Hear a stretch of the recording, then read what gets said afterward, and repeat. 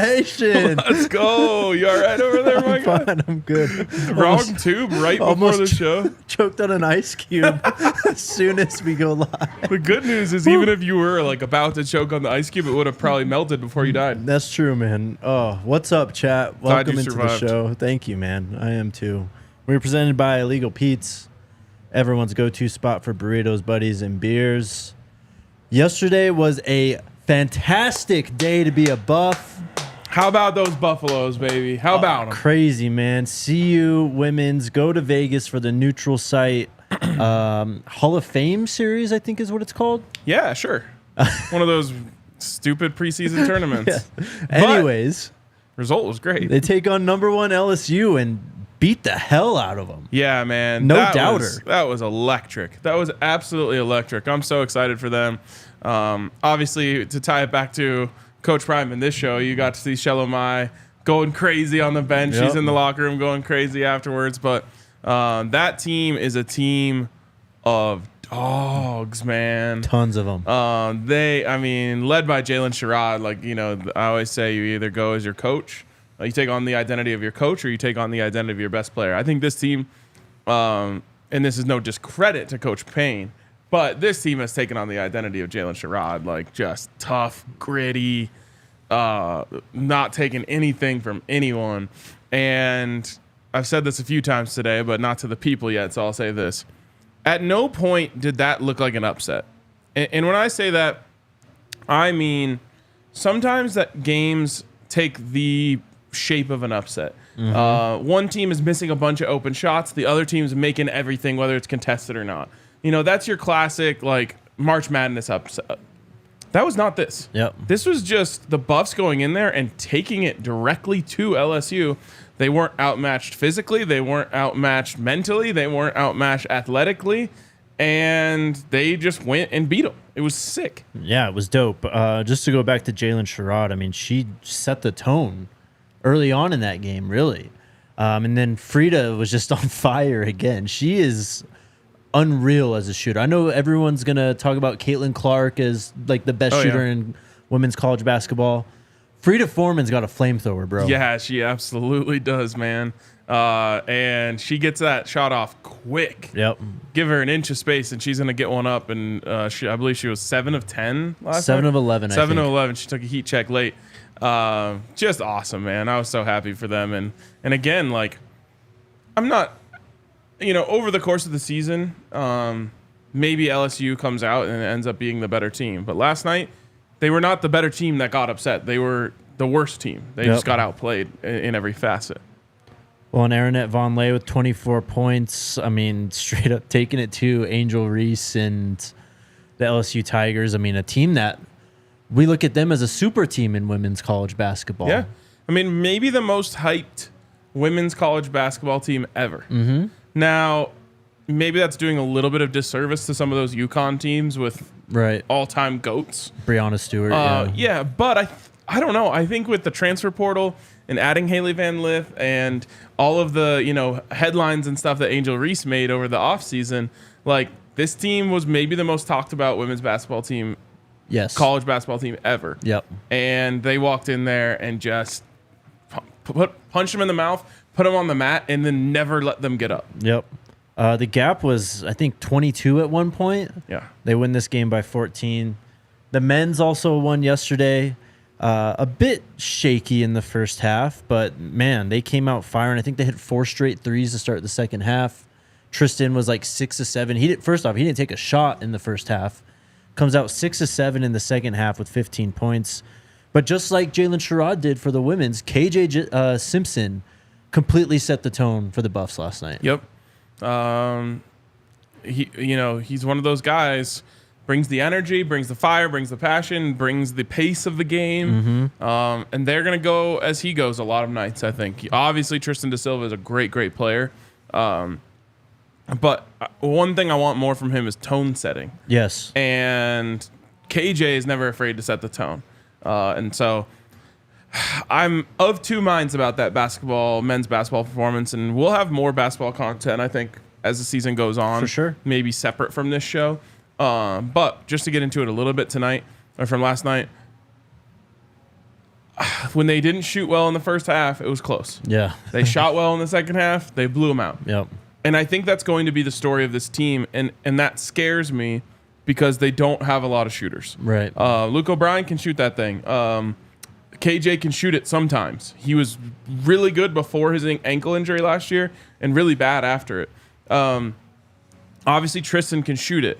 But none of them are what you would call like knockdown shooters. Yeah. Frida Foreman would beat all of them in a 3-point contest. Sure. And you need that in today's college basketball game. So the defense was incredible in the second half. Just put the clamps on, and that led to offense. And so that's great. But that like 7 or 8 minute, maybe it wasn't that long. It felt like an 8-minute scoring drought in the first half where they just... At the end of the first half? Yeah, I think it was like 5 minutes or something like that.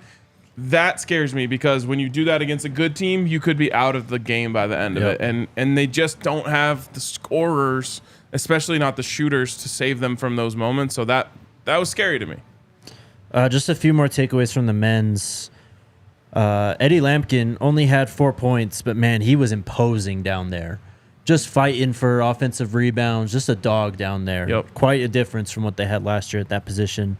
And then Cody Williams, only 4 points, but had 4 rebounds, 3 assists, 2 blocks as well. His length stood out. He was, the commentator kept on talking about how like composed and how calm he was, and he was. But I don't know. I wanted to see more from Cody. Yep. And I hope we get that down the line. Someone said, how will you all cover basketball? I think our plan is to add content. I mean, I don't really know the answer to this question, so okay. I don't know. My plan is to add content. Yes. We'll see if that adds up with everyone else's plans. And that would, to me, just be like a 15-minute, like, the way I imagine it, we're just airing it all out here on the show. The way I imagine it is we finish this show, and then we just stay in the chairs, press record again, record something new that's not live, put it out there. Yes. We'll work something out. All right, let's get to Coach Prime and the Buffs. Coach Prime opened his press conference today talking about the basketball teams. Said congratulations immensely to our women's and men's basketball team, Coach Payne and Coach Boyle for what they've accomplished. Also to the soccer team for being selected to the NCAA tournament. Congratulations to them. That was they were kind of a bubble team, and they were lucky because the selection show they were like one of the first team named. They got it. They didn't have to deal with all that stress. Yep. So congratulations to them. They've been running a great program over there. Honestly, we've given Rick George so much love for what he did hiring Coach Prime, which is going to be his legacy move. Yeah. But go look at all of his hires across all of the sports, including J.R. Payne, including Danny Sanchez, including is it Jesse Mahoney? Yeah, who coaches volleyball. Yep. I mean, a lot of success in these sports with Rick George's hires. And, J.R. Payne has been incredible. He obviously inherited Tad Boyle. Right. And, he's one of the few coaches left that he inherited. But just he's done a great job. He really has. One of the best, if not the best AD in the country, bro. Yep. Easily. Coach Prime was then asked about, first off, he spoke about the defensive improvements recently and just how, if you saw Well Off yesterday, you saw all the stats, how this team has improved drastically in creating turnovers, forced fumbles, interceptions, but also fumble recoveries, their stop rate, which is, I think, in the red zone. Just some leaps and bounds, especially in the last couple weeks. On that, he said the defense is getting it. They're understanding the scheme and understanding the expectation. Sorry, my godson has made an appearance in the studio. Those guys are 4 months built different. When we get everybody on the same page, it's going to be extraordinary. I like what I'm seeing. There you go. Yep. There you go. They've really turned it up. They played well on Saturday as well. And that's what makes the offense taking a little bit of a step back so frustrating is like they were carrying the defense earlier in the season, and then now the defense kind of gets their shit together and they're stepping up, and the offense has really fallen apart. We all talk about it. It comes back to the offensive line, the inability to run the ball, and Shedeur being under constant pressure. But it is frustrating that They really haven't put together a complete game on both sides of the ball. You could make the argument that Nebraska was that. But aside from that, they have not been able to do it since then. Yeah. And even Nebraska, remember we were complaining about the first offense. half, yeah. Coach Prime was asked, so this weekend is the final home game of the season. Man, it went by quick. I almost can't believe that we're already at this point. But he was asked, other than a win, what does he want to show for the future this weekend? He responded with positive hope that, I wish you could only understand how close we are to being what we want to be and doing what we want to do. We got to stand tall in the midst of adversity, and we're learning that. He spoke about that a lot, I think, today, just about the progression that this team has seen from week 1 to now. It's so hard to quantify that, in terms of the progression. I don't know. What do you think? We talk about the offense, and it's like we're still struggling to find an identity. I do think some guys have found their footing and established themselves not only on CU but on like the national map. Of course, Shedeur and Travis, but like Zay Weaver has had a big year. So there's been progression, definitely. I just don't know if it's the exact type of progression we wanted to see just yet, but we still have 3 games to try and figure it out. It's still year 1. I feel like there has been personal progression. Yes. Within the team. And I wanted to talk about this today, so this is kind of a perfect way to segue into it. It might end up taking longer than you planned on, but that's fine. Where we have not seen progression is the overall energy of the team. Nothing can match the way that they came out against TCU. Yep. And that's got to be one of the most frustrating things for Coach Prime. And I've heard him mention it in speeches to the team. I've heard him mention it to us, indirectly and directly. Where is that? Where is that passion? Where is that want to? Where is that not even want to? Where is that need to? Where is that aggression? Where is that, just full-on performance of just like, no one is stopping us. Yeah. That's been gone. Mm-hmm. And I think it really was lost because I think they came out like that against Nebraska. Yeah. I think there's a momentum hit they took when Travis went down. And Absolutely. It just took the wind out of their sails a little bit. But I don't think that's exactly what I would point to. What I would point to is I think in week 1, every single person still thought they were getting the role on the team that they thought that they envisioned for themselves. Yeah. And when you bring in a bunch of guys, all from different places, a lot of transfers, getting their second opportunity, a lot of guys think to themselves, this is my opportunity. Finally, I'm in a place where I need to be. And, you can call it selfish or you can just call it human. When you realize that you're not getting that, it just changes things. Yeah. And so while there are guys who came in and played, Cam Tillman-Craig is a perfect example of a guy who didn't let the wind get taken out of his sails when he hardly played in week 1. Yep. Well, now he's a key cog on this football team. But as you go through the team and you just look at all of the different guys and, there's a lot of guys who we talk about every single week who are like, where's that guy? It was Alto before he was redshirting. Kavasier Smoke has been brought up quite a few times. Juju Mitchell, Bishop Thomas. Cormani. Cormani, exactly. There's a lot of guys who now have realized, like, oh, okay, so it's not that for me this year. Yeah. And I think a lot of them have a next year mindset now. And so because of that, you lose that thing you had, yes, which was 85 players or however many guys were in that, on that trip. I think, what did they bring? 65 on a trip? Something like that. 65 players, all believing in the same goal and believing they were going to have a personal impact on reaching that goal. Yep. As time goes on, like I said, I think a lot of people would call it selfish. I call it human. Suddenly they realize, oh, I don't have a role. And that's a tough thing to accept. And, you've heard Coach Prime talk to him about how he watched the Nuggets beat the Lakers. And what impressed him most is that everybody understood and appreciated their role. Yeah. That's easier to do with 15 than it is to do with 100. Of course.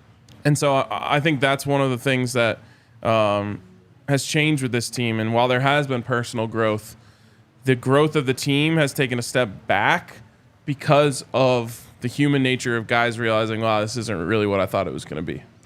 I mean, it's been a very up and down season in so many ways. And we kind of started really on the ultimate high with TCU. I don't think we've ever really recaptured that. And for multiple reasons. I mean, one, I think that game and just that win is kind of just a moment now. Like that game's going to go down in college football history, I think, just because it was Coach Prime's first Power 5 game, because it was Shedeur's debut as a Power 5 quarterback, and just all the plays that we saw happen, and of course the outcome of the game. So, and in the comments, I think it's Raise an Eyebrow said, just because you aren't starting doesn't mean you don't have a role. And I couldn't agree more. But every person who came here thought they were going to be playing. Yeah. And that's just the truth.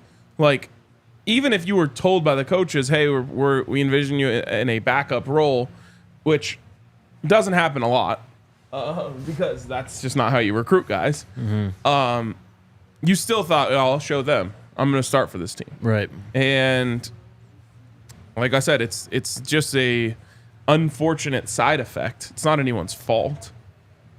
We have to go back to just when Coach Prime was hired and the whole makeup of this team, though. Like, this is a bunch of guys and transfers from all over the place. Like, they're learning everything this last year, not just how to play together and just who each other is and stuff like that, but just how to run a program from Coach Prime's standpoint at the Power 5 level. Shedeur is dealing with Power 5 defenses. Like, there's been a lot of learning for almost every coach and player on this team, and I think that's a product of kind of what we've seen recently. Yeah, and everyone talked about how this was unprecedented.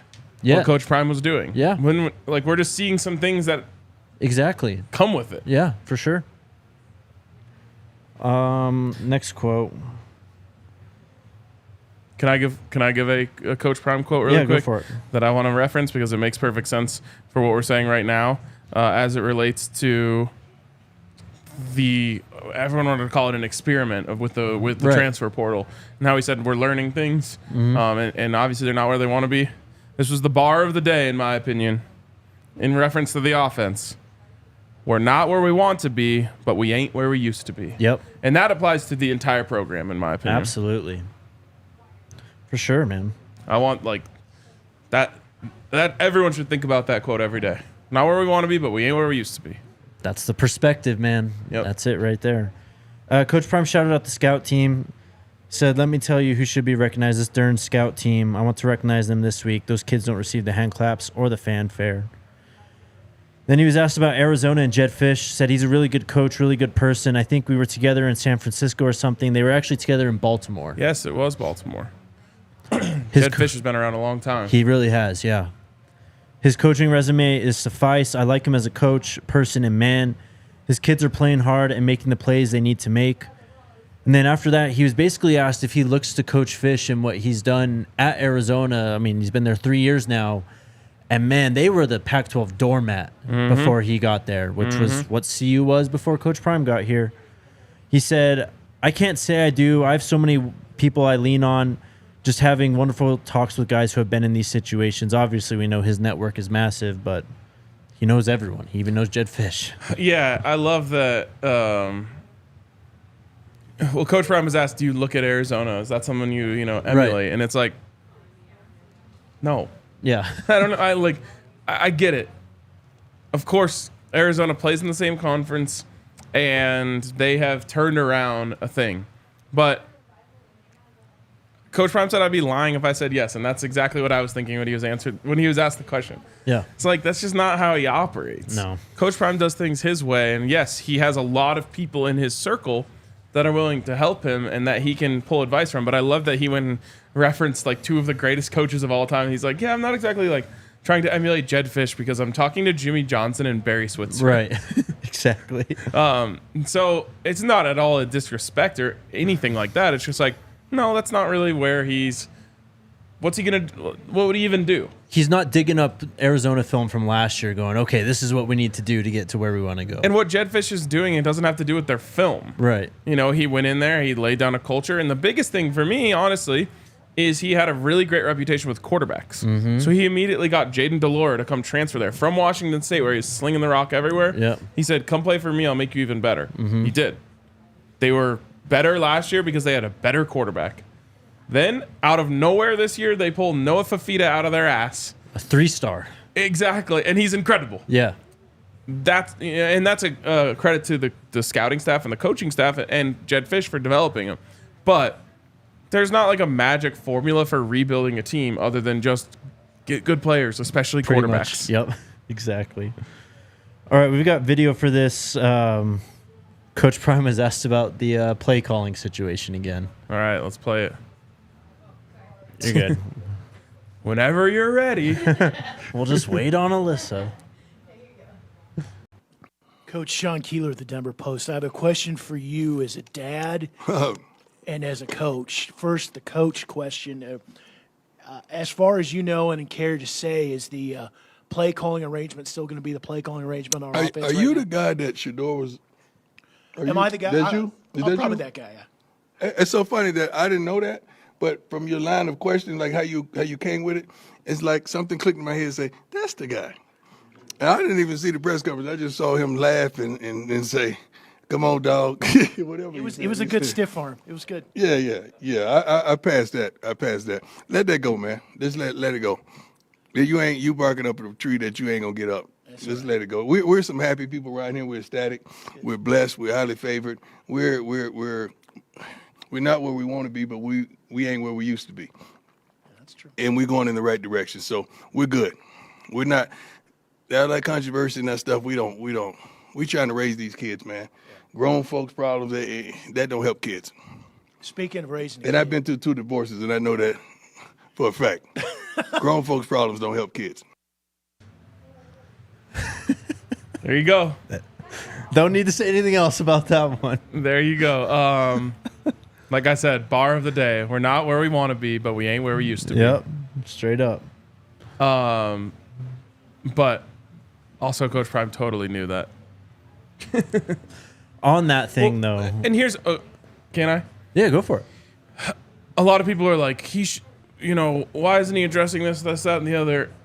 You want the real truth? He doesn't want to shit on Sean Lewis. Yes. So he's not going to say, oh, I had to make the move because X, Y, and Z. Sean Lewis is still on the staff. And, I don't know if there is, but maybe there's still a chance to regain where he is. So it's like, I'm sure Coach Prime would appreciate this relationship reference. It's like if you go on a break with a girl, what you don't want to do is go to all your friends and talk about what a B word she is. Right. Yeah. You got to keep it on the down low because, hey, maybe we might get back together and I don't want all my friends questioning her if we do. So that's where we're at right now. Yeah. I mean, he said it after the game on Saturday that they're not going to demean Sean Lewis. Yes. But if you watched well off yesterday, the beginning, he goes, all right, we're going to have the coordinators come up here and talk about just the progression, the good things. Charles Kelly went up, and then it was Pat Shurmur who went and talked in front of the team. So it's pretty cut and dry, I think. Yeah. Also, Sean Keeler he gets his his flack whenever he asks a question like this. But I assume his defense would have just been it actually was just a yes or no question. I mean, the dude doesn't care, obviously. So, but the answer to the question is yes. Yeah. All right, we have a second video. He was asked about running the ball again today for the 6th straight week in a row. And it was the original question, and you can't hear it on the video because it was after the press conference. But the original question was, does Shedeur have actual injuries? Mm-hmm. And that's what prompted this. And then the follow-up question, which you might not hear either, was, okay, so is there a focus on taking the pressure off Shedeur? Yeah. Here's the clip.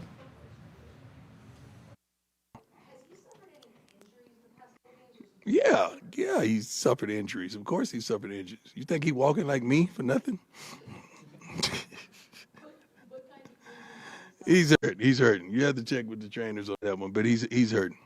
He's hurting, but he's gonna be all right. Come Saturday. Well, he has to get in a couple good days of practice so he can get his timing in of the new installation, new plays, and all that stuff. So he'll be okay come Saturday. With that, is there any focus to take a little pressure off of him with a little bit of running game? Don't you think we've been trying to? Come on, guys. Y'all ain't that crazy.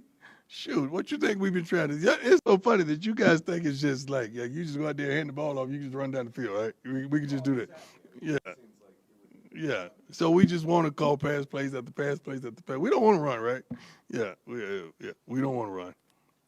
We're against running. Thank you all. Enjoy your 9-laters. Oh, he's such a gem, bro. I'm so glad he said that, though.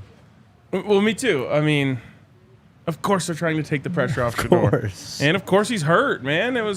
He's hurt. And of course the offensive line is. This is like what I tweeted basically Saturday night after the game. Like, we knew these things. Shedeur was hurt. Offensive line is bad, and things just aren't as they should be right now because this is the first year for everyone coming together. Like, there's no surprises at this point. And to answer the question that everyone is asking, yes, I did enjoy my now and laters. Yeah, let them know. Now laters. Now laters. So this is funny. I have to tell the story on this. So immediately after the press conference last week, I told Coach Prime, I said, I'm going to try him. Yep. And then he said I was saying it wrong. I'm still work in progress. And so then I went home and I ordered them off Amazon. I got I thought I was getting 2 bags. One for me and you and Alyssa and one for Coach Prime. What happened was I ended up getting 10 bags. And so 10 bags of now laters showed up at my house. And I gave one to Coach Prime today. And I left it on the podium. Well, then CUPR comes in with a giant bowl because apparently the company themselves sent them a ton. And then Neely comes in with another. So we had like, I don't know, 1,000 now laters in the press conference room, which was pretty hilarious. So I thought I had a clever idea to bring some for Coach Prime, but everyone else in the world had that idea. But they are delicious, and maybe it's just because I got like a fresh pack. Not that hard. Everyone else had their rock hard. These ones are like, I don't know, a little bit harder than Starbursts. Maybe the same consistency as Starburst. They're a little tougher. And I thought they were fire. They're pretty good, aren't they? All right. They don't sell them at my 7-Eleven, my guy. I haven't seen them in a 7-Eleven in forever. Yeah. I just remember getting them in like goodie bags as a kid all the time. Seeing them in that little pack that we got them in today, almost like chicle. Yeah.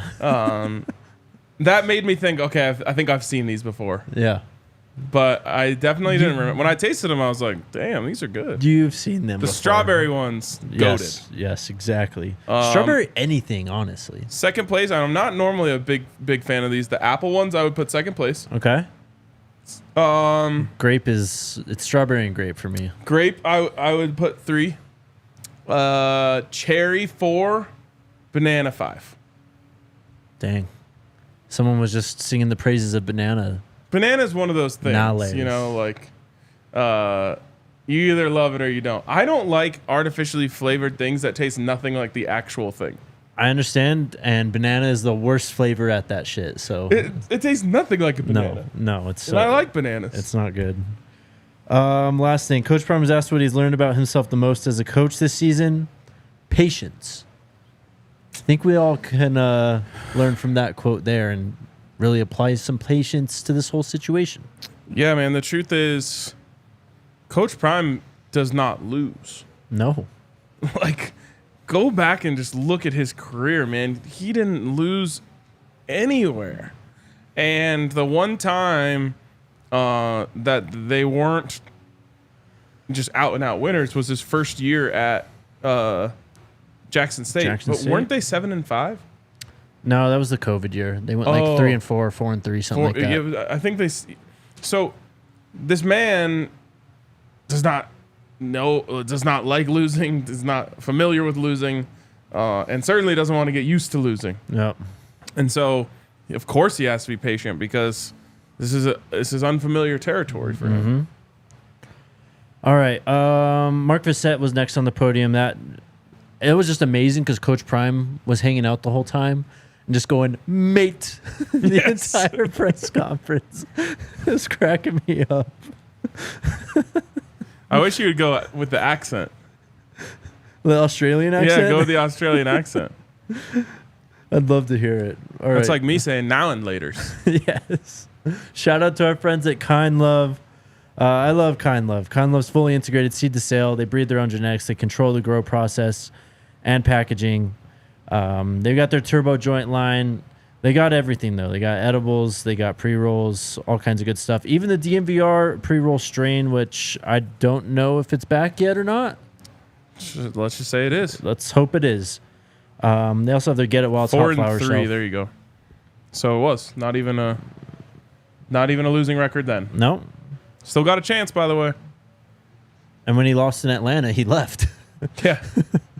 But fully integrated seed to sale. Get It While It's Hot shelf. 8's out the door for $20. Ounces out the door for $100. Visit one of their stores in Cherry Creek or North Denver. Mention DNVR and receive the DNVR exclusive discount of 25% off all Kind Love flower, pre-rolls, and their turbo joint line. You can also visit the website at kindlove.com and use the code DNVR for online ordering and their full extensive menu. And then shout out to MSU Denver. Turn your goals into greatness at MSU Denver. DNVR has a handful of people who have went back to school at MSU Denver and gotten their degree, and you can be next. Applications are open for the spring 2024 semester. They got 90-plus majors, 10 graduate programs. Find your future. Courses online, in person, or both. Learn more at msudenver.edu. All right, so let's pay off this headline. Coach was asked about Shedeur's health today. He said, Shedeur is a pro, man. He's a pro playing college football. He knows how to handle you all, meaning the media, his academics, and how to act in public. He's a kid. He's a great human being. He's good for the game. He's good for his teammates and good for college football. We're in the same book. We've always won. He's studying, preparing just as he would any other time. He's getting more treatment because his body is tremendously sore. I'm proud of the young fella. I'm proud of his brother on the other side as well and all the kids on this team. You heard the piece of the quote right there. If Shedeur has any specific injuries, Coach Prime didn't reveal them, but he said, yes, you think he's walking around like me for nothing, which leads us to really the topic of the day, I guess. And it's something I saw a lot on Twitter during the game on Saturday. A lot. People talking about shutting Shedeur down because of how banged up he was. And really after, what is it, end of the third quarter when he took the hit on the rollout, was very, very slow to get up, walked back to the sideline with a limp, and then went straight back to the locker room, obviously, for a pain shot. Came back out, ended up playing decently well, but, man, the guy is hurting. Yeah, and it's so hard to see because we know the greatness that he's capable of. And in his current shape, whatever you want to call it, he can't be every bit of Shedeur. He can't be the 100%. The guy that we have seen carry this team on his back to victories. And so I actually understand the sentiment out there, which is like, hey, let's just pack it up and go play for next year from a logic standpoint. But from a football standpoint, it's just not going to happen. No. I have said this just about any time I can. Football players, if they can get to the field, they are playing. Mm-hmm. And Shedeur might be the toughest dude on this team. Of all the dudes who have that dog in him, he might have it the most. Yeah. So you're just crazy if you think that dude is going to let his brothers, literally and figuratively, go out there without him when he could be there. And that is part of what makes him special. There are some guys who I think might say, you know what? I think I'm going to pack it in. I'm going to go get him next year because I'm hurting and these guys aren't getting any better in front of me and I'm just going to keep getting hit. But he's just not built that way. Wasn't that Jay Cutler in like the NFC Championship game for the Bears? I'm pretty sure he had like a torn MCL. Okay. Yeah. But still, I remember like that was like a huge topic when that happened. Yeah. I do remember he could have been out there. And then they had to put in former CSU Ram Caleb Haney. Yes. And that one, as you would expect. Yeah. So, like, take out Coach Prime, take out any. Shedeur's just not going to do that. He's not coming off the field. No. And on top of that, I'm also a believer that every win counts in college football. Maybe you upset Arizona this week, and there's a recruit there who sees that and decides, you know what? Yes, I am coming here. Maybe there is a person watching who's a donor who says, I'm going to donate 100,000 because of that to the 5430 collective. Whatever it may be, everyone counts. They're still eligible, or they're still in contention to go to a bowl game, so even that brings it. I could see maybe in the last game of the season against Utah making a move like that and just saying, hey, we're going to protect him if they weren't having a chance to go to a bowl. But even then, it's just not – that's just not how football players roll. That's just the truth. And look, if he was hurt enough, I don't think he'd be playing. But I think it's enough that he can deal with right now. And like you said, he's just too much of a dog. He knows that this team goes as far as he does. Yep. So if Shedeur doesn't play, the season's over. Oh, yeah. Like, Staub isn't going to do... We saw Staub for, I don't know, a drive against Nebraska. He wasn't ready. No. Like, it'd be like literally watching last year's team if another quarterback was out there right now. Yeah, and it's just... Like I said, Coach Prime's not going to put him in harm's way in terms of if he's too hurt to play, he's not going to let him go out there and force it.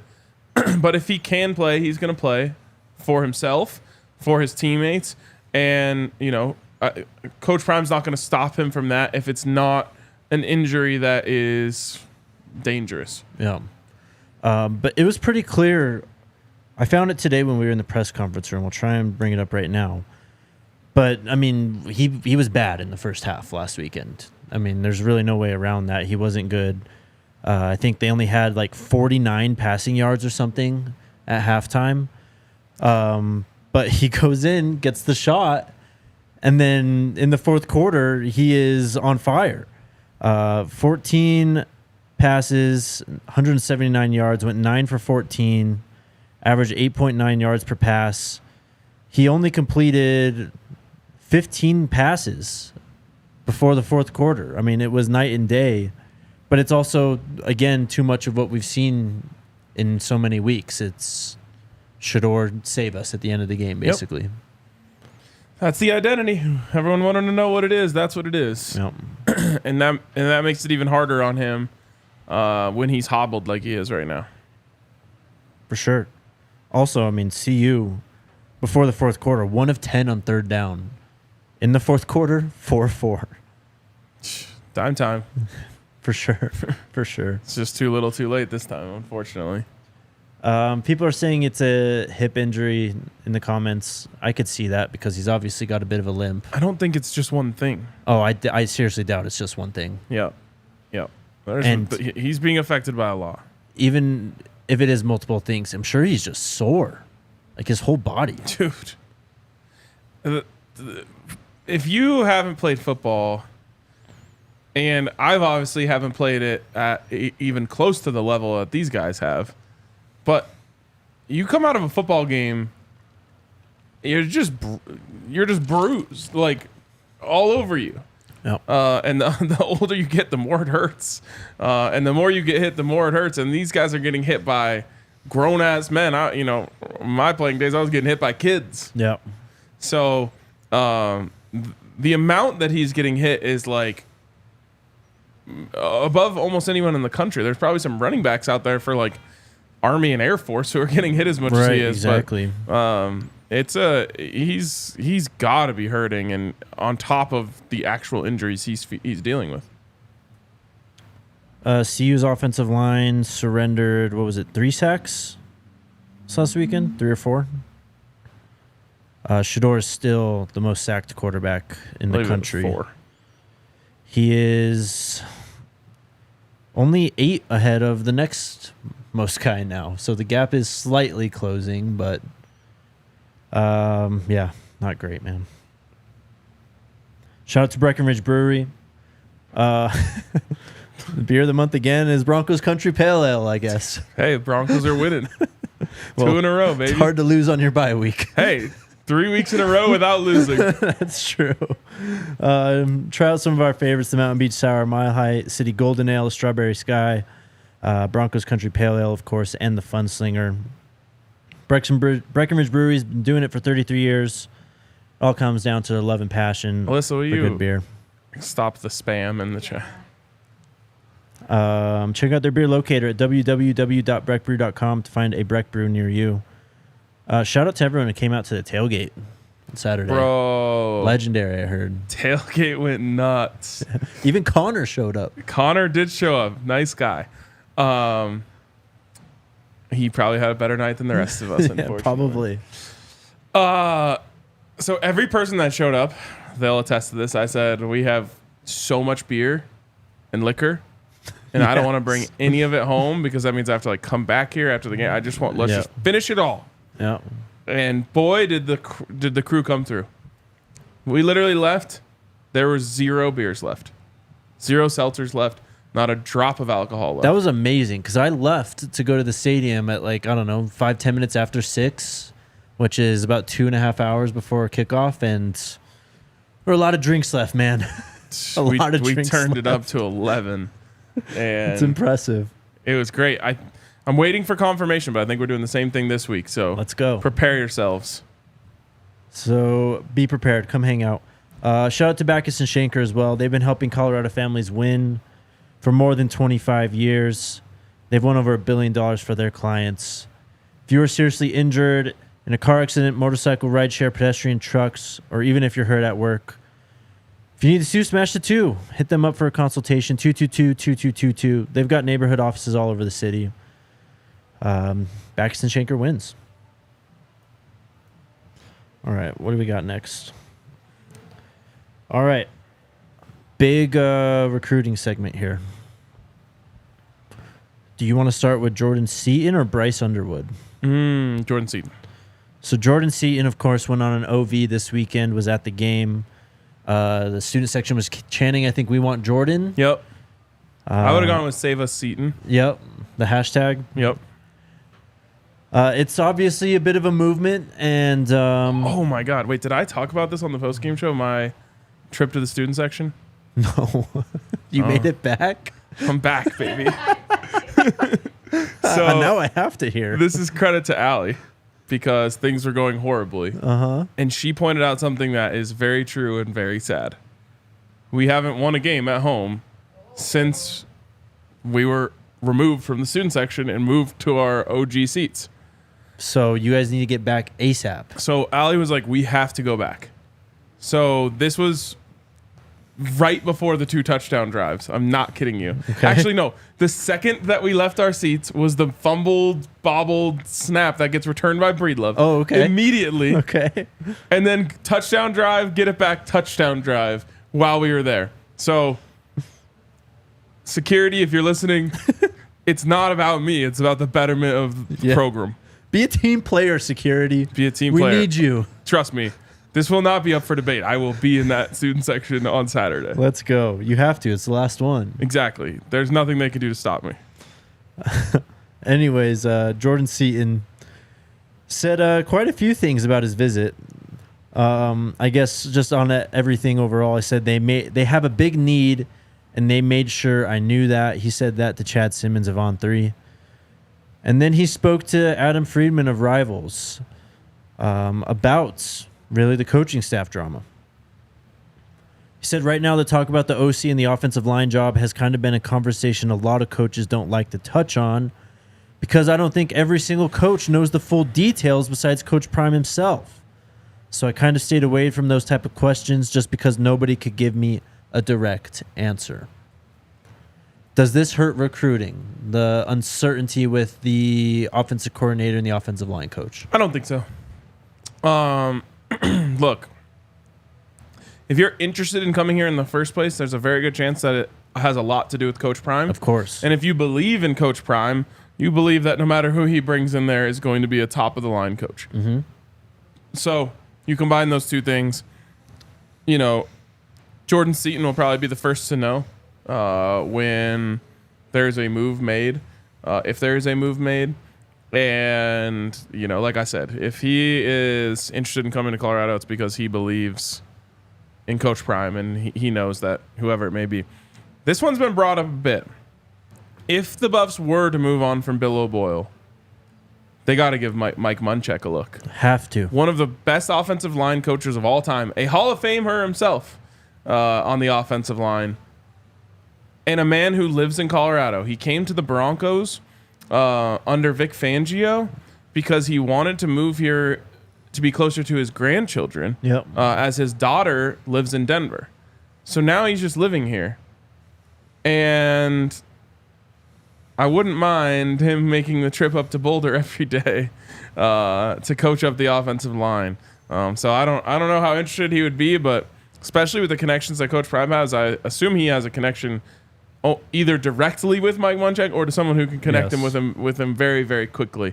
It's something that, again, if they were to move on from Bill Boyle, I think should be very strongly considered. Hopefully, man. I mean, he's not too far away right now, so. And we've seen him not only with the Broncos, but the Steelers as well, just have some of the best offensive lines in football. I mean, the fact that he's I assume the reason that he's unemployed right now is because he doesn't want to go live somewhere else. Sure. So it's like a golden ticket. The Broncos or the Buffs. Someone hire him. Please.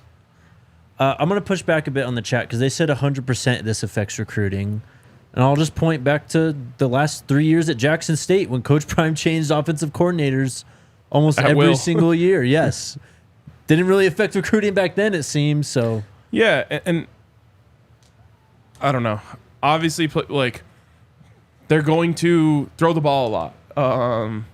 It's not like you're having to wait to find out what their offensive identity is going to be. The offensive identity is going to hopefully feature a little more run next year, but it's going to be some version of the spread, the air raid, whatever you want to call it. I mean, Coach Prime clearly has I'm going to use the word identity. We've talked about that a lot this year, but he likes spread, air raid style offenses. I think that's pretty clear, and it probably has a lot to do with Shedeur. That's probably a lot of what Shedeur likes to do, and it highlights his strength, but that's just the type of offenses he's ran the last 3-4 years in college football. Mm-hmm. So we'll see what Jordan Seaton. Josh Newberg of On3 said he doesn't think that he'll end up at Colorado for whatever that's worth. So we'll see. But the number 1 overall recruit in the 2025 recruiting class, Bryce Underwood, updated his top schools yesterday or 2 days ago, recently. I think it was yesterday. The Buffs got the commitment of Antoine Hill after the Stanford game, right? Yeah. So he is a 4-star quarterback, a top 100 recruit in that same class. That did not scare off Bryce Underwood, though. He included the Buffs in now a top 7. I believe he had like a top 12 before. But the Buffs have made the cut once again. It's Oregon, Michigan, Alabama, LSU, Penn State, Florida State, and CU. It seemed like he followed Shedeur everywhere when he was here against Colorado State, I think it was when he visited. Mm-hmm. Was in the post-game press conference room. And CSU. I don't know. He's just a guy that obviously this coaching staff is still targeting.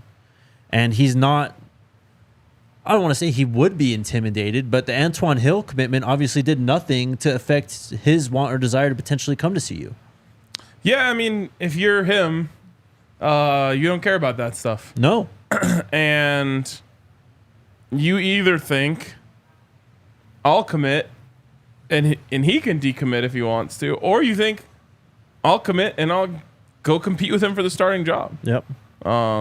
So it's very rare to see 2 elite quarterbacks commit to the same school. It happens once in a while, and they're all at the same 4 schools: Georgia, Ohio State, and Alabama. Maybe and just one 3 or both usually end up transferring too. Exactly. But like I said, if you're that guy, you don't care that someone else committed. You're just saying that, well, if this is where I want to go, this is where I'm going. Yep. Bryce Underwood has a commitment date set also.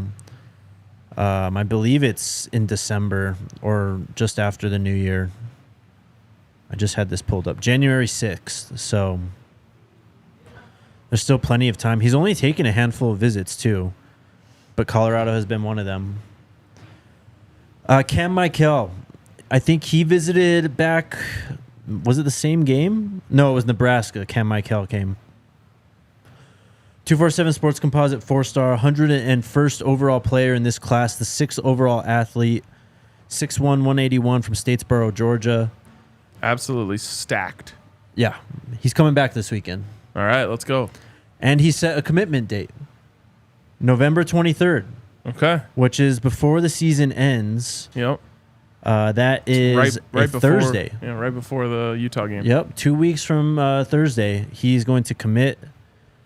I can't remember if he put out a top schools. I'm sure he has. I'll pull it up here shortly. And then Draylon Miller. We didn't talk about this guy too much last week. He was kind of a late addition to the list of visits for last weekend's game. But he made it into town. Did you see the video of him like lining up across from Coach Prime and stuff? He enjoyed his visit, it seems. He had a quote. I'm trying to find it. He said, "They want me to come in and play from the jump." He's a 4-star receiver, 5-star depending on what service I guess you see. Was committed to A&M for about 6 months earlier in the year, but has since decommitted. Colorado is obviously in the mix, though. And then last bit of recruiting news that I have, our guy, LaMason Waller, who we've talked a lot about. He got the Golden Seal, Steve Wiltfong crystal ball to see you. Let's go. See you soon. So 2025 4-star wide receiver, LaMason Waller. Feels just like a matter of time with him and with King Joseph Edwards, who posted a video of him meeting with Coach Sal. Yes. That was dope, too. He had a lot of cool behind-the-scenes stuff from this visit. I appreciated that. Yeah. Coach Sal, man. One of a kind. What a legend. I'm trying to look up Cam Mikell's top schools here. He had a top 6. South Carolina, Tennessee, Colorado, Georgia, Kentucky, and A&M.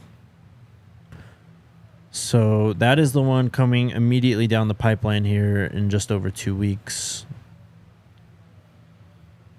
I think that's pretty much it. There's Michael Welch, I think, is coming back this weekend as well. Cool. So last home game of the year, I'm sure Coach Prime's going to blow it up, and we're going to have a list that rivals the last weekend's list and the CSU list and the Nebraska list. Yeah, it'll be a big one. Weather's looking good still. It is. That's pretty much going to give us a perfect record of weather this season for home games, which I famously tweeted at Coach Prime about last year and the last game of the season. Yep, the Utah game. It's like it's still 59 and sunny here in the last game of the season. Yep. And as it looks right now, 59 and sunny for Saturday afternoon. Not enough news about lineman recruits, brother. We just talked about the top lineman in the 2024 class. Yep. Also, that's going to be a heavy transfer portal position. Yes, because they need guys immediately. You need men immediately. Yep. I saw Talon Chandler briefly. I didn't get to say hi to him on Saturday, but I saw him walking down on the field. Hell yeah. That's a big boy. Yeah, he is. Mean streak, too. Saturday's temperature looking like 58 as the high. And it's a noon game, so it's going to be right in the middle of the day. It's going to be beautiful. It's going to be just impeccable. Yep. I think the Buffs are only 9-point dogs or something like that, too. Yeah, and your guy who does the Pac-12 previews has it as a very even game. Parker, yeah. Yep. The TCU guy, yep. I think he said his projected score was like 29-27. Yeah, and then last week he only had CU off by like 8 or 7 against Oregon State. Yep. He says not to use those as like betting like indicators, but they're so spot on sometimes that it's just he just doesn't want the he doesn't want it on his conscience when you're like, yo, I just put my mortgage on this 9-point spread because your model says it's a 2-point game. Right. Yeah, he's got U of A at 29.8 projected points and CU at 27.8 projected points. So that's one, like if you just look at it simply, that's one blocked field goal. One missed field goal changes the game. Well, I mean, straight up win probability, he's got CU at a 44% win probability. Yep. And he's like I said, he's been pretty spot on with this stuff. So Arizona is scorching hot. Man, we'll get into them a bit later in the week, but that is a team, I mean, I feel like I talked about them a lot this offseason. They have probably some of the best, if not the best, group of receivers in the Pac-12. But they also have just played 3 ranked teams. Yep. They play Utah next weekend, and, of course, their rival Arizona State after that. Do you want to talk about a trap game? It's pretty trappy. Love it. Shout out to Game Time. Again, last game of the season. Last home game, I should say. If you want to come out to Folsom Field and hang out with us and Coach Prime and the Buffs, hit up Game Time. Not only just for Buffs games, any games, Nuggets, Avs, or whatever city you are in, whatever team you want to see, concerts, events, shows, all that stuff as well. Download the Game Time app, create an account, use the code BUFFS, BUFFS for $20 off your first purchase. Terms apply. Again, create an account, redeem code BUFFS for $20 off. Download Game Time today, last minute tickets, lowest price guaranteed. I just used Game Time over the weekend because I'm going to go to the Nuggets game tomorrow. Let's go. First Nuggets game for me, by the way. I haven't been to one yet, and I think I'm going to the Avs game tonight. Nice. Yeah. Hell yeah. So there you go. Hit up Game Time. And then welcome back our amazing, great friends from Shady Rays. Let's go. Take on the sun with gear built to last. Our friends at Shady Rays have you covered with the best polarized sunglasses, sturdy frames as well. Every single pair backed by their lost and broken replacement program. It's getting a little chilly out here, but if you're in Colorado, that Colorado sun is strong. Make sure you are covered with Shady Rays. Exclusively for our listeners, Shady Rays is giving out their best deal. Go to shadyrays.com, use the code DNVR, and you'll get 50% off 2 or more pairs of polarized sunglasses. And you can try for yourself. The shades rated 5 stars by over 250,000 people. Talk Questions? to the people. Yep. Luis, what's up? Do you like Now and Laters? Yes. I'm a fan. Consider me a fan. And by the way, this brings up something that I just wanted to touch on because I saw it a little bit in the comments the other day. Obviously came up a little bit today. And Neely, when he's here, likes to point out some of the cultural differences between Colorado and Mississippi and black people and white people. And yes. Because I saw someone say RK thinks it's funny or whatever. It's like, I actually just think it's really cool learning about this, new cultures and new things. I guess I didn't know what now and laters were. Yeah. Now laters. But exactly my point. That's been one of the cool parts of this experience to me. Mm-hmm. Is Coach Prime has come here. He has obviously, brought some of the culture that he's used to here. We've become good friends with Neely, who teaches us stuff all the time. It's one of the best parts about traveling to me is learning and experiencing what people like and how people say certain things. And so it's actually it's been one of the better parts of this whole era to me is learning about new cultures.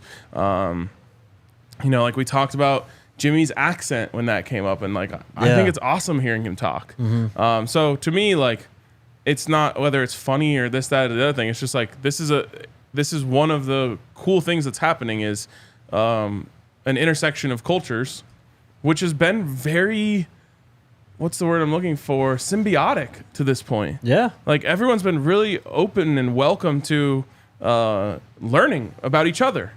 It's going both ways, right? Yep. And so I love it, and I'm excited to keep learning. I agree, man. I mean, I feel like Boulder could have needed a little bit of flavor, and Coach Prime, I think, is gleam. His word "gleam," one of his other favorite words.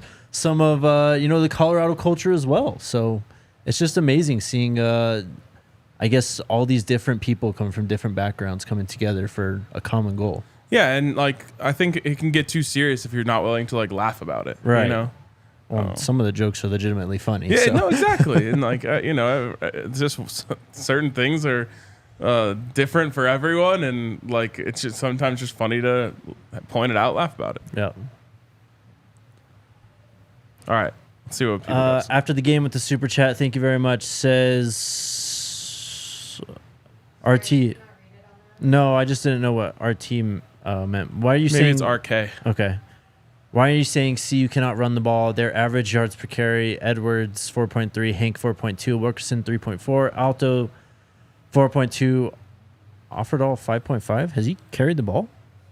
I don't know, but I saw him in a boot in a picture with his brother after the game. So His brother came and visited Yep. as a recruit. Jack. Yep. I mean, I don't know. The thing about yards per carry, what you really want to look at is what is it? Run success rate. Yeah. Because yards per carry can be misleading, right? Because Dylan, as we know, if you give him enough chances, you're gonna get 7s across the board and hit the jackpot, which unfortunately I don't think they've done enough of to hit those jackpots. But it takes one 40-yard run to erase, 5 2-yard runs in a yards per carry. So we all know this. They run the ball on first down. They're looking at 2nd and 9. They have an incomplete on 2nd and 9. It's 3rd and 9, and now Shedeur's getting blown up because they're sending 6, and he doesn't have time to get the ball out. Like, we all watch the game. So why am I saying we can't run the ball? Because I'm watching the games. They can't run the ball. Yep. And everyone, like Coach Prime agrees.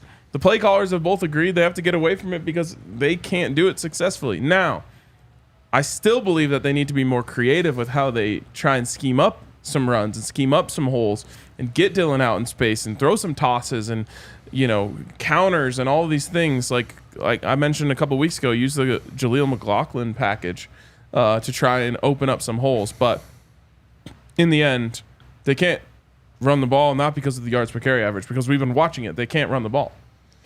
I mean, it all works hand in hand, and this is just going off Parker Fleming's graphic that we were just talking about at Stats of War on Twitter. He posts these for every team. So looking at CU's efficiency running the football, I mean, it says 75th in terms of EPA per rush. EPA is like a way of putting a certain value on each given play. Expected points added. Yes. So they're 75th in the country, which is basically average. But in terms of field position, early down EPA and echo rate, which is quality possession and quality opportunities kind of put together. This is just all analytical shit anyways. They're not great. Yeah. So it's on a down-by-down basis, they're not great running the ball. They can run the ball, sure. They'll have big runs. I mean, Savion Wilkerson, first carry of the second quarter was like 8 yards. 9 yards, yeah. So it's more than just the yards per carry. It's much more, actually. Yeah, but what's happening is that teams have realized that bringing pressure is the way to beat CU. Yep. And they're bringing them into the A-gap. And so then you can't run the ball there. And that's where I'm thinking, maybe get some tosses. Yep. If they're going to bring A-gap pressure, toss the ball out to Dylan and let him work out there. They had a lot of success with that little, read toss that Shedeur's doing, but I guess they don't want to do that anymore because part of that play is Shedeur running. There's been a lot of plays, I think, that Sean Lewis had to take out of his playbook because quarterback designed run wasn't something that they really wanted to do this year for good reason, because if Shedeur gets hurt, Right. season's over. So it's it's maybe I'm going too far saying they can't run the ball. They struggle to run the ball, and it puts them in bad positions when you can't run the ball on first down. And they don't trust it enough to run it on 3rd and short. Scroll up a bit. Someone had a good comment. Right there, Kamada. CU needs to convert turnovers into more points. That is their biggest problem offensively, honestly. At least the last 2 weeks. Yeah. What was that? 7 combined turnovers the last 2 weeks, and points off those turnovers. It's probably 16, something like that. Yep. If you're plus 6 or 7 in the turnover battle over 2 games, you should win by 20 plus. Yeah. Combined. Yeah. Next question. Thank you for the super chat, by the way. Cal put the question in another super chat. I'm a Cowboy. #GoPokes. My question to you both is, how much of a turnaround do you think you have next year because you're not winning the Big 12 your first year? Careful what you say. I mean, just seeing what Coach Prime did this last offseason and the players he brought in, how he improved the roster, if they're able to make that jump again this offseason, I don't know, man. They're going to be contending, I think, for the Big 12 title if that's the case. Yeah, I firmly believe they will. I firmly believe they're going to contend for the Big 12 title. I believe that they're going to bring in a star-studded offensive line through the transfer portal, and the few high school recruits that they're bringing in at the position, and they're going to protect the hell out of Shedeur, and Shedeur is going to have insane weapons, including a 1 year older and stronger and faster Travis Hunter.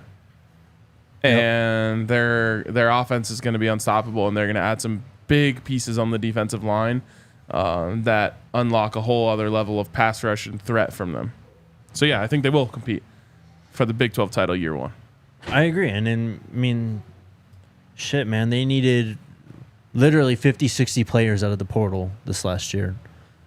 Yep. Just because of that number alone, I think there was always going to be a ceiling on how good you could be. And going into this season, even if it's cut in half, they only need 20, 30 players out of the portal, say.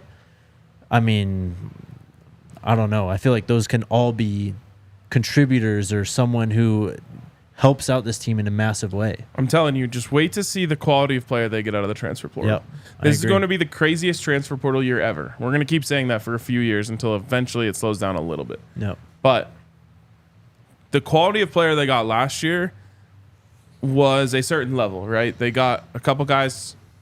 They got starters from low-level teams or teams who didn't win a lot of games, and they got backups from bigger teams. Mm-hmm. They're going to get starters from good teams this year. Just watch.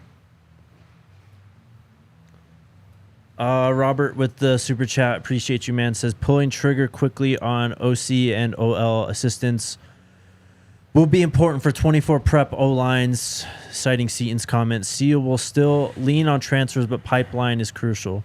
I agree, and I think Coach Prime I really think they've laid the foundation to recruit at a high level after this recruiting class. Yep. Obviously, you start with Bryce in 2025 as the number 1 overall recruit, but they've been going after all the 5 stars, all the 4 stars. They had Elijah Melendez, a 4-star linebacker in the 25 class, who's going to be like a top 200 player in Boulder last weekend. I think they've done a really good job at building those, or at least starting to build those relationships. I think they can have a legit pipeline moving forward after this year. And just know that Coach Prime isn't making decisions in a vacuum. Yes. So if he has made the decision that he's going to move on from those coaches at the end of the season, it's something that he thought about long and hard. It's something that he evaluated over the course of weeks, and it is something that before he decided that had a plan for what's going to happen moving forward. Calip had the comment, elite linemen don't transfer. Well, we saw Casey Roddick transfer to Florida State, who is now a playoff team, basically. So they will. Just watch. Robert with another super chat says, in 2022, JSU had 438 rush attempts and 512 pass attempts. Make of that what you will. There's a lot that goes into that, though. Well, and the thing is, Jackson State was moving guys. Yes, exactly. That's the long and short of it. They were moving guys. We watched several games. They had Power 5 offensive linemen at the SWAC level, basically. Yes.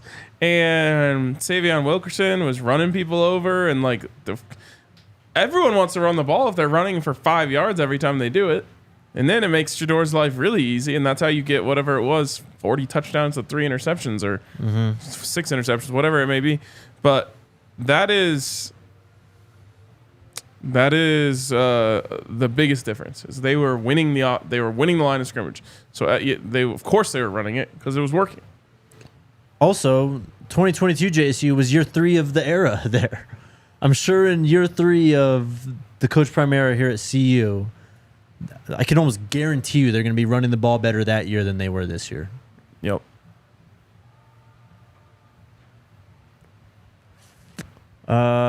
Tesha with the super chat as well. Appreciate you. Says they're not running the best running backs. Based on what? I think this is a Savion Wilkerson super chat. If anything, or Cavassier smoke. I saw a lot of Cavassier smoke in the comments earlier. Yeah, man. How am I going to sit here and say they're not running the best running backs when they're in practice every day? No coach is ever saying, run that guy because he's worse than that guy. Right. every coach is trying to give themselves the best chance to win, or even on a greater level, the best chance to keep their job by putting the best players on the field. Now, obviously, situations come up that are extenuating where certain guys can't be on the field. Yes. But when these guys are available, the coaches are going to play the guy that they think is the best player. Straight up. And so, like, I got love for those guys, but they're not playing for any other reason other than the coaches don't think they're the best option. Well, look, and I think we can all agree out of all the active running backs, Dylan probably has the highest ceiling as a player. Oh, yeah. And they've been trying the last month or so to figure out how to get TCU Dylan back in their offense, basically. And I think that's what they're trying to do, and that's why he's the running back who starts the games and is out there for most of the first half. Yeah. I don't think they're doing a good enough job. I don't think so either, but I think they see his speed as a true attribute, and when you look at his speed and just who he is as a player, he's one of the best 11 offensive players we have. How many catches did he have in that game? What game? TCU. 7? Oh, man. If you give me a minute here, I got you. All right. I'll give you a minute. But it's like a lot of that stuff was designed for him. Obviously, he has the long touchdown to come out of the second half on a screen. There's the 4th down conversion where he's just coming. 5 receptions versus TCU. Okay. I would like to see him have more than that. Now, I know everyone's talking about the play last week where they ran that inside screen for him, and I couldn't tell from my seat, but everyone else says that's a touchdown. For reminding me about that. So like they did a good job there of trying to make that happen, but it's, to me, even that 4th down conversion that they win the game on against TCU was so creative, and it's something that I went back to when I said Sean Lewis hit all the money plays. Yep.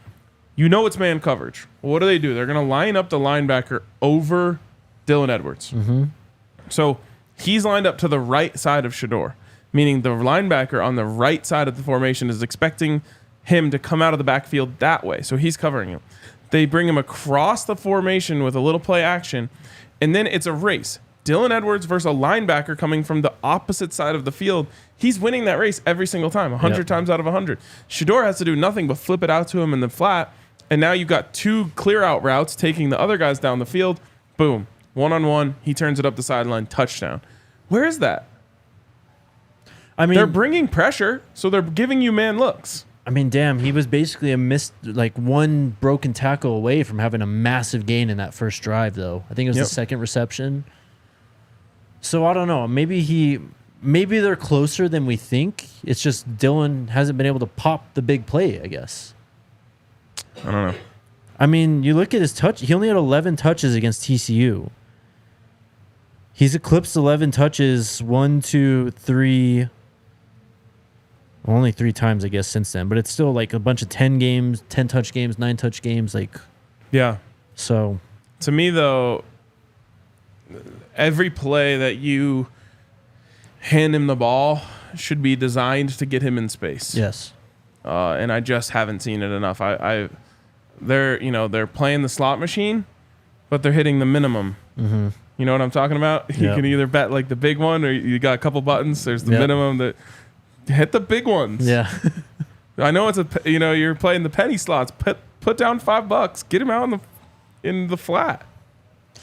I hope that he has a big game to finish this year, because I think it'd just be hard to have him have his best game the first game, and that's just kind of it. Yeah. A couple more to go here. AW says, is it possible that Coach Prime was contacted about a team talking to Lewis about a head coaching job? Could this have caused the coaching change? I feel like that would have been leaked before even the Pat Shurmur thing would have been leaked, if that was true. No, I don't think so. No. I hope that Sean Lewis gets a head coaching job. I mean, of course. That's what we all thought would happen 4 months ago. I know. It's crazy how things went awry. Hit the like button. Also subscribe to the podcast on Apple Podcasts or Spotify. We'd appreciate your 5-star review as well. Kevin Latif with the super chat. Thank you. Says Arizona is scorching hot, 45-14 AZ with the shrug emoji, he says. We'll see, but only one team has beat CU like that. Yep.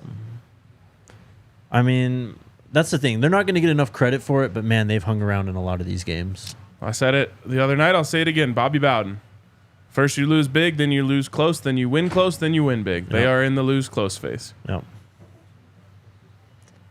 We didn't ignore your super chat. We just got to it, man. Anything else? So impatient. I know. It takes us. We go on tangents and stuff. So sorry if we don't get to your super chat right away. Also, the show it's not like we were wrapping the show. I know. Someone just said Travis Hunter transfers to the Ducks. That's wake up. In your maybe Wake up. not even in your wildest dreams. No, that's never gonna happen. All right. Yeah. All right. That's it. Good show today. Appreciate you guys. We'll be back tomorrow. Let's go Buffs. Let's go Buffs. We all silly like the mayor.